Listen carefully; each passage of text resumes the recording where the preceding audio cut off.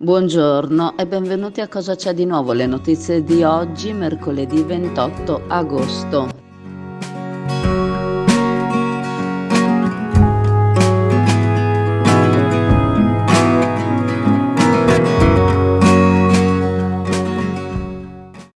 Ieri, martedì, alle 5 del mattino, i vigili del fuoco sono intervenuti per un incendio che ha coinvolto un Alfa Romeo all'incrocio tra via Vespucci e via Tirreno. Il danno dell'auto è stato molto grave, il costo della riparazione supera di sicuramente di gran lunga il valore del veicolo. Non è ancora chiaro se l'incendio sia stato causato da un atto vandalico o da un cortocircuito. C'è il sospetto però che possa trattarsi di qualcosa di poco nobile. L'auto apparteneva a un turista che si è trovato di fronte a questa sgradita sorpresa. Non sarebbero stati rilevati inneschi evidenti, quindi l'ipotesi di un cortocircuito accidentale non è esclusa.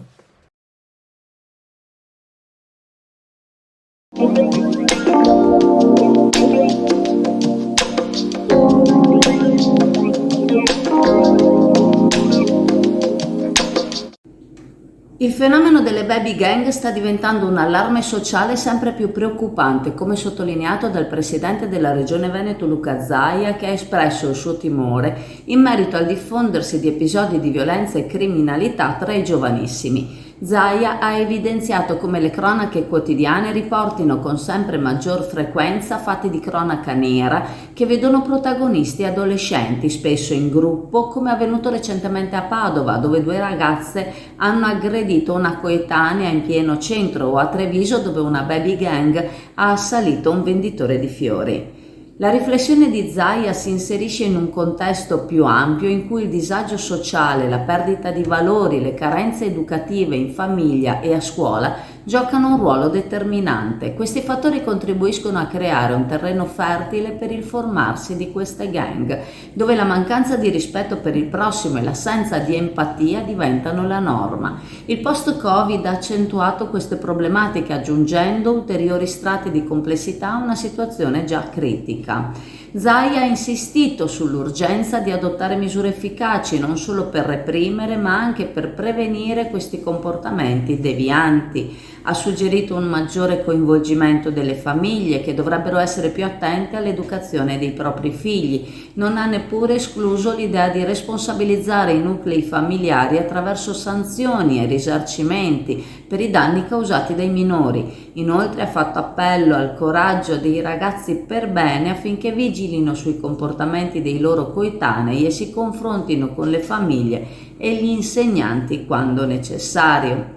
Zai ha anche evidenziato il pericolo che queste gang possano essere sfruttate dalla criminalità organizzata, che le utilizza per creare nuovi nodi nella rete di distribuzione degli stupefacenti. Questo circolo perverso è difficile da spezzare, ma secondo Zaia richiede uno sforzo congiunto da parte di tutte le istituzioni, delle forze dell'ordine, delle famiglie e delle scuole.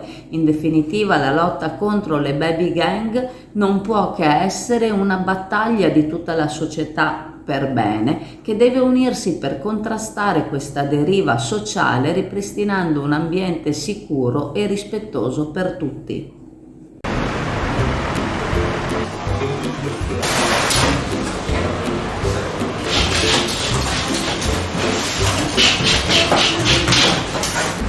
Ciao a tutti, allora Leo è ritornato, è una delle pizze più buone di Chioggia, sono la più buona rispetto agli altri amici pizzaioli che ci sono e niente, ogni tanto un po' di pizza fa bene, si mangia dolcissima, si scioglie in bocca.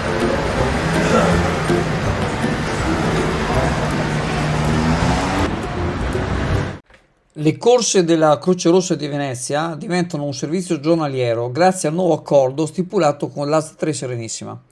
7 giorni su 7 e 12 ore al giorno, la Croce Rossa sarà al fianco del SUME 118 sia per le emergenze sanitarie che per i trasporti secondari.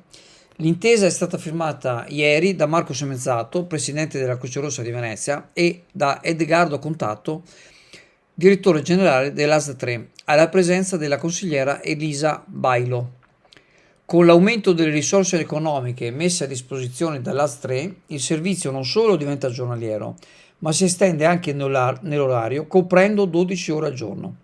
Il potenziamento riguarda non solo le emergenze, ma anche i trasporti a domicilio dopo le dimissioni ospedaliere, dai punti di primo intervento e per le visite mediche, incluse le isole.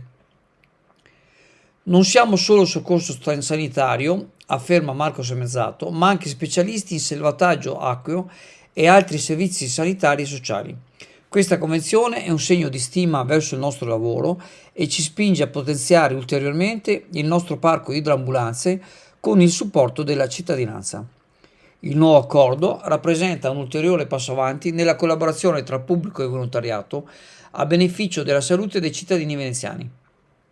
Edgardo Contatto sottolinea: questa collaborazione è una conferma dei valori del servizio sanitario pubblico verso la cittadinanza. Con il contributo dei cittadini, le associazioni come la Croce Rossa possono diventare ancora più forti e offrire un aiuto ancora maggiore nel complesso universo della società, del sociale e della sanità.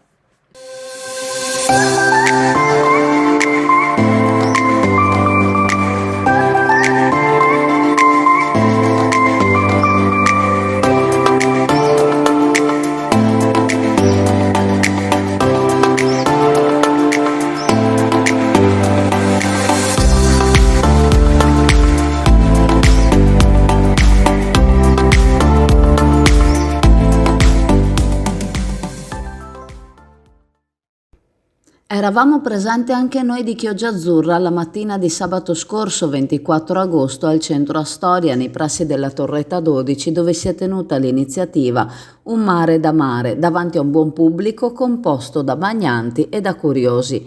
L'iniziativa ha visto l'esercitazione di soccorso nautico nell'area prospiciente l'area DOG del centro Astoria e ha visto protagonisti la Guardia Costiera di Chioggia, Luce Tre Serenissima con il progetto Vacanze Sicure, la Scuola Italiana Cani di Salvataggio Sezione Veneto, Dogland Park, il parco divertimenti per cani a Padova, i volontari dell'Associazione Ambulanza Veterinaria Artemis di Mestre e la SAV, Sorveglianza Aerea Veneto, che oltre a monitorare dall'alto con i droni sta lavorando a un progetto di salvamento in mare in fase di perfezionamento.